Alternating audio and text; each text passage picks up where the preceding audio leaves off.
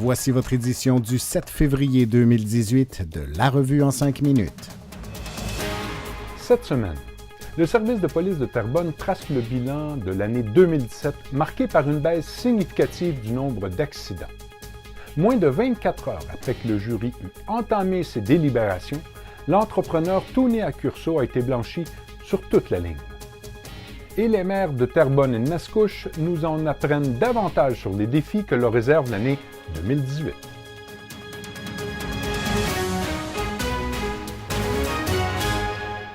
Ici Gilles Fontaine, journaliste pour La Revue. Le service de police de Terrebonne a tracé le bilan de l'année 2017, laquelle a été marquée par une baisse considérable du nombre d'accidents recensés sur le territoire. Il y a cependant une ombre au tableau, puisque le nombre de constats d'infractions reliés à la vitesse a pour sa part augmenté, avec plus de 9000 contraventions émises à cet égard, ce qui représente le tiers de tous les constats remis. Tous les détails à lire en page A3. Moins de 24 heures après que le jury eut entamé ses délibérations dans le procès de l'entrepreneur Tony Accurso, ce dernier, qui était accusé d'abus de confiance, a été blanchi sur toute la ligne. La poursuite tentait de démontrer que l'entrepreneur avait cherché des avantages en invitant l'ex-maire de Mascouche, Richard Marcotte, sur le touch ou en lui octroyant une aide financière sans prévoir de remboursement. Le directeur des poursuites criminelles et pénales dispose maintenant de 30 jours pour en appeler de la décision. Plusieurs défis attendent les élus de Mascouche au cours de l'année 2018. Rencontré par la revue, le maire Guillaume Tremblay a notamment abordé les problèmes de circulation sur le territoire, la question du stationnement de nuit, l'arrivée du bac brun, le déploiement du centre au parc, la construction d'une piscine municipale, la légalisation du cannabis et, bien évidemment, le compte de taxes des contribuables.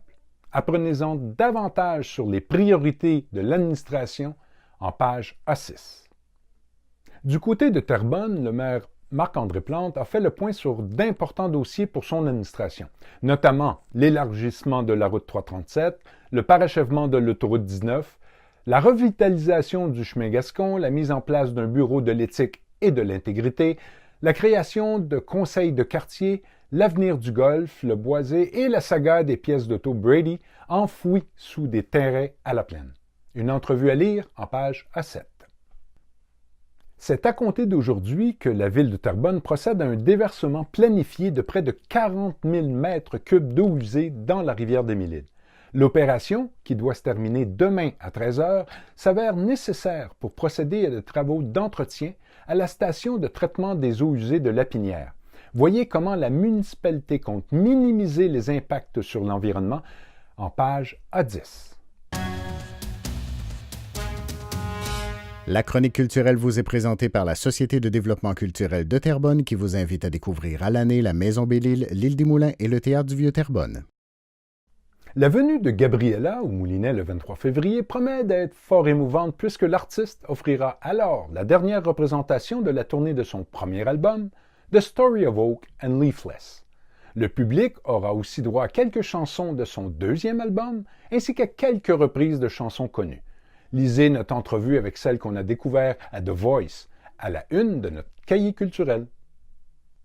Et dans sa nouvelle pièce de théâtre historique, qui sera présentée le 8 mars à l'auditorium du Collège Saint-Sacrement, la Société d'histoire de la région de Terrebonne vous projettera au milieu du 19e siècle, une période marquante où la société québécoise tente de se réorganiser tout de suite après la rébellion des Patriotes.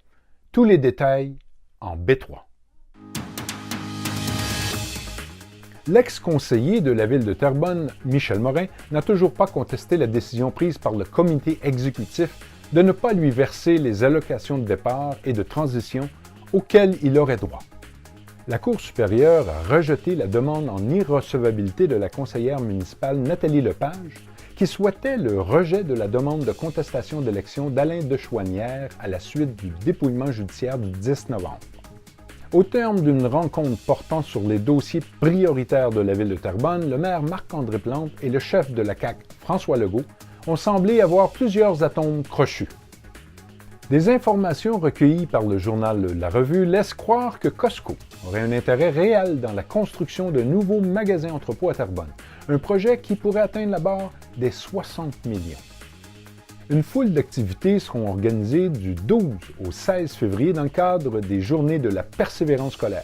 Une belle occasion de multiplier les actions positives pour favoriser la réussite éducative et contrer le décrochage scolaire.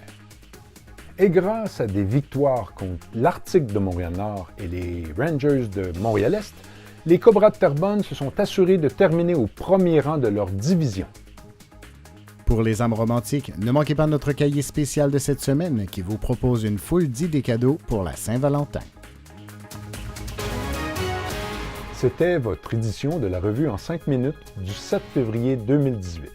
Abonnez-vous à notre infolettre pour recevoir les dernières nouvelles à chaque vendredi. D'ici là, bonne lecture et bonne semaine.